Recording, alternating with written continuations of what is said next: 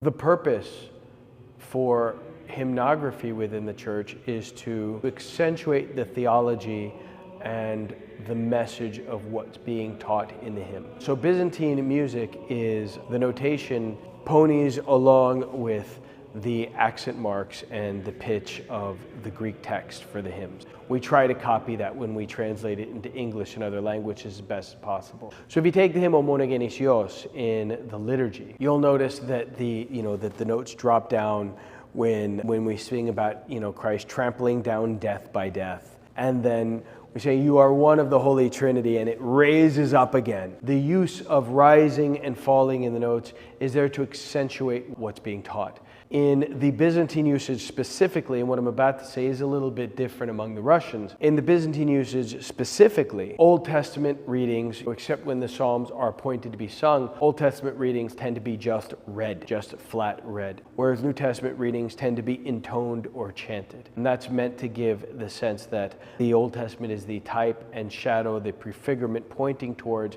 the fullness of the joy in the gospel and the coming of Christ. So the New Testament gets sung as that fullness of joy, and the Old Testament is a bit more subdued. But once again, there are also plenty of times during our liturgical services where the Psalms are appointed to be sung and chanted. These are principles that exist within our hymnography, but it's all there to unite us to Christ in prayer and worship, and to elevate the mind and the soul to God. It's not about having a hard checklist that we're looking at, but it is about doing this in continuity with what was handed down to us from the apostles.